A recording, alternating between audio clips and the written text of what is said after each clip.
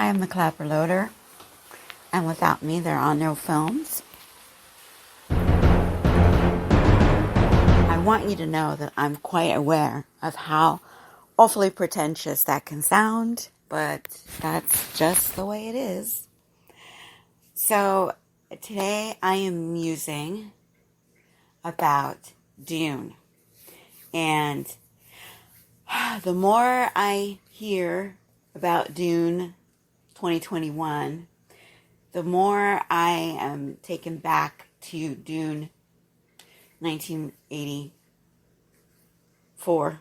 Dune is, if you're here, you pretty much know about Dune. You're not some fresh green, green thumb, green behind the ear. You know what Dune is all about. Dune. Yeah, you guys, Dune 1984 is in my top 10 films of all time. And somewhere out there on the planet we live on, there is a copy that's cut to be 3 hours, 25 minutes.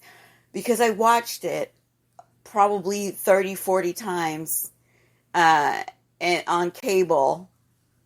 I know that the people are saying, oh, there's no 3 hour and 25 minute cut, but they're lying to you.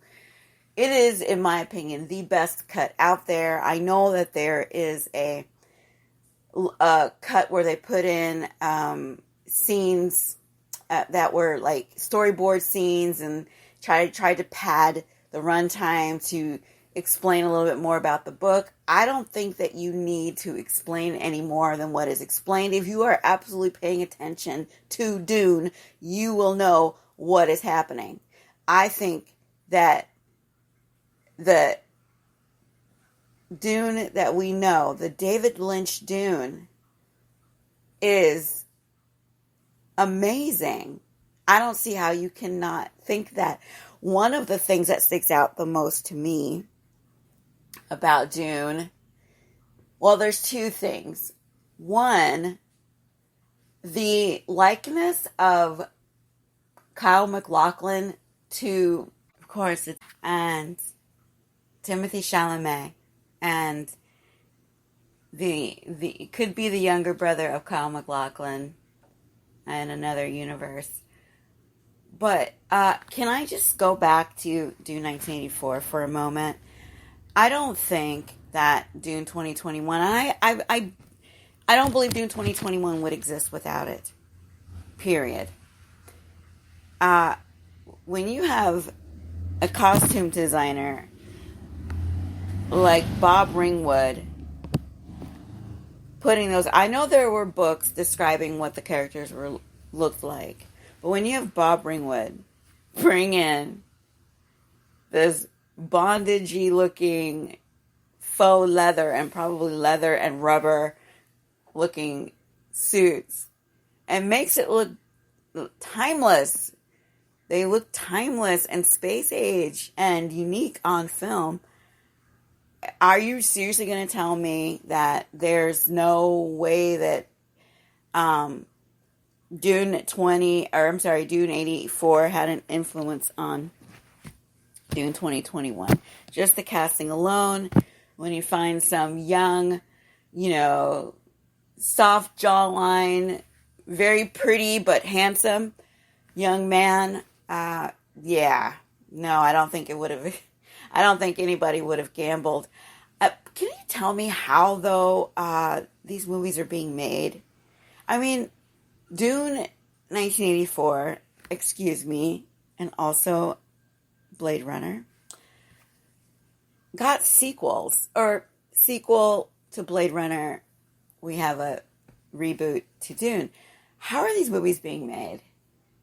How is Villeneuve able to make these movies knowing that he's pulling from bombs? Literally, like, these people are gambling in a casino of making a film, producing a film that will not yield their money back. But wait, you know what? It might get an Academy Award for costume design or special effects. I mean, that just, because I thought the whole purpose of it was to invest to make money. I don't know. Art, yes, art. But, I mean, come on, Villeneuve. You know. You know. Anyway, I really love Dune, the original David Lynch Dune. I'm looking forward to this Dune, but I'm nervous, as I am with The Matrix 4, because as it's been reported, Dune 2021 is going to be part 1 of 2. And if the 3-hour at 25-minute cut, mystery cut of Dune explained everything, well, then how are you going to end Dune 2021 without tying it up? Like, where do we end? Because we already know what happens with Paul. And I don't see how you can have Paul meet Chani and not just move to the end, unless they're moving on to one of the next books to make that part 2. I'm not quite sure what they're trying to do, but it's confusing. I know there's a slow rollout for Dune. I have not had any Dune spoilers cross my path, which I'm happy about. Unlike Bond, I've had these spoiler of the century, or this decade. I already know, and I'm okay with that. But I know there can't be spoilers to Dune, right? We already know what happens. But what I mean is, I have not heard anything specific that may have been tweaked for the film versus from the book, or even from the original film. Except I know that you will not have Sting coming out of a steam pit of some sort in a rubber winged thong, right? We won't have that this time. Or will we? I don't know. Will we have some actor who is playing his character? I don't know who's playing his part this time. Who's playing Sting's part? I'm actually going to look. And if you hear things in the background, it's me just moving around the room. Who is playing? Okay, so Dave Bautista is Raban. Raban before was played by the guy that played Pluto in Popeye. I can't think of his name right now, but we'll get to that. Who is playing? Okay, hold on a second. So we're gonna look up the cast and find out. Okay, so we got. Let's see. Yeah, bunch of folks here. Okay, so we've got. Oh, by the way, Jason Momoa, I'm really buying him as Duncan. But I know what happens to Duncan, which makes me really sad.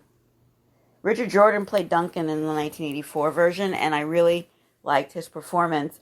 It's one of the only times I saw Richard Jordan play a good guy. I remember him specifically from Logan's Run, where he was not such a good guy. So, Baron Harkonnen is Stellan Skarsgård. Okay. They also, yeah, it's really interesting. I don't see, Josh Brolin is Gurney. Okay. Interesting. I think it's inspired casting to have Leto Atreides played by Oscar Isaac. He is my, crush of the day. I could watch Oscar Isaac in anything. He's so hot. But, but I do like him So Thufir, interesting. Stephen McKinney. Although I know the face, I don't know the name, but we all know what happens to Thufir. And I do not see who is playing the role that Sting played. I think Lady Rebecca Ferguson fits perfectly. If you look at the original casting of Jessica, you will notice some physical similarities in the two ladies, and I think that it's good. Chani is played by Zendaya, interesting, versus Sean Young. And again, Timothée Chalamet, you could literally swap out his headshot for Kyle MacLachlan back then, and it would be very similar. Charlotte Rampling. Do you guys remember Charlotte Rampling from, what is that movie? Orca. I remember Charlotte Rampling from Orca. And she has these eyes. They're very glassy and steely, and they can pierce through you. But at the same time, she had this expression when she was working with Richard Harris in Orca. Richard Harris' character, that just, she was empathetic, but scared at the same time. Javier Bardem is Stilgar. Yeah.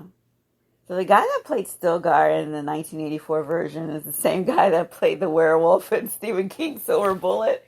Interesting. So, yeah.